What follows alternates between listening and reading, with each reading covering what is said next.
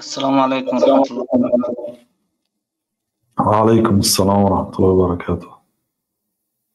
دولا در هفته گذشته یک حدیث فهمونده یک صحابه را گفته که همه صلواتش رو در نماز تهجدش رو با پیامبر صلی الله علیه و آله میبخشیدن. من نفهمیدم یعنی صلوات میفرستادن شب یا که ثواب نماز رو میفرستادن؟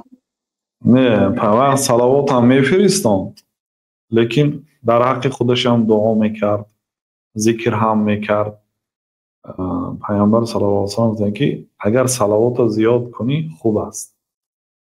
وقتی ساعتهاش گفت که من شب مثلا 3 و تقسیم میکنم، یک قسمش برای شما صلوات، 2 قسمش نماز میخواند و در حق خودش دعا میکند. خوب است، لیکن صلوات بسیار گوی خوبتر است، بهتر است.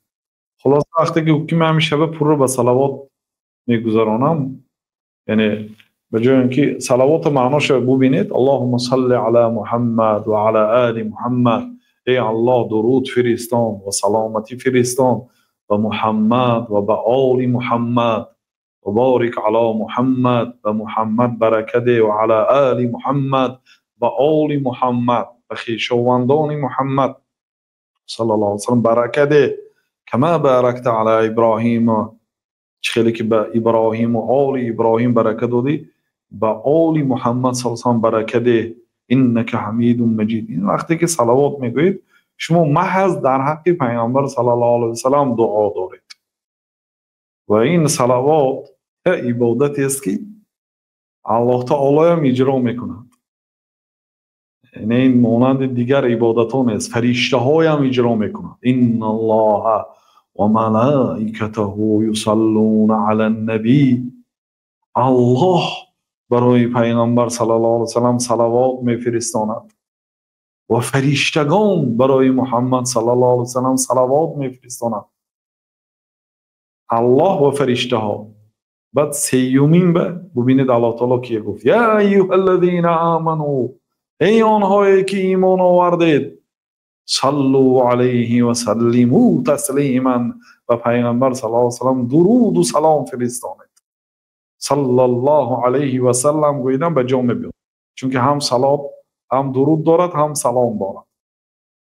یعنی این یک عملی است که الله اجرا میکند، فرشته ها اجرا میکند. خبر داد و ما را سیومین کرده، گفت که ای آنهایی که ایمان آوردید شما هم و پیامبر صلی الله علیه و سلم صلوات فرستانید. گفت بنابراین بسیار عبادتی بزرگ است، خاصتا روز جمعه، خاصتا در آخر شب. این چونین پیش از سلام در آخر نماز صلوات گفتن بعضی علما رکن است.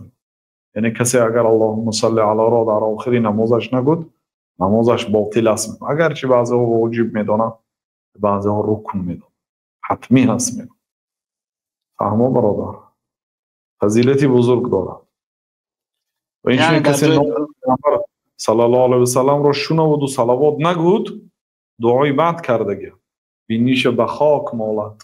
آن آدمی که در نزد و نام من ذکر می شود و سپس به من صلوات نمیفرستاند. بنابراین علما گفتند که کسی ذکر کند نام پیامبر صلی الله علیه و سلم یا شنود، حتمی هست که صلی الله علیه و سلم لااقل یا علیه الصلاة و السلام از همه لفظی کوتاه‌ترینش بگوید. علیه السلام کفایه نیست یا علیه الصلاة کفایه نیست، برای آنکه الله تعالی که صلوا علیه و سلموا تسلیما، هم صلات گویتان یعنی درود، هم سلام. بله استاد همینجا گفته که نام پیامبر صلی الله علیه و سلم ذکر شود، صلوات گفتن در کل، یعنی یگان کس پیامبر صلی الله علیه و سلم گوید همینجا هم واجب میشه صلوات گفتن؟ بله، حتی وقتی خطبه جمعه که انسان وظیفه دار است که هم سکوت کند و هم گوش اندازد، اگر نام پیامبر صلی الله علیه و سلم در خطبه جمعه گرفته شود، آهسته با یک اسلوبی که فقط خودتون میشنوید صلی الله علیه و سلم میگید. یعنی این استثناء هست. در وقت خطبه ممکنه ذکر کردن سبحان الله الحمدلله استغفرالله گفتن ممکنه، چون که گفت که استمعوا له و انصتوا، هم گوش اندازید و هم خاموش نشینید. یعنی هم گوش کردن نکن خطبه جمعه رو، هم خاموش نشستن نکن. لیکن نام پیامبر صلی الله علیه و سلم ذکر شود، صلی الله علیه و سلم گفتن نکن، فقط با آواز پست.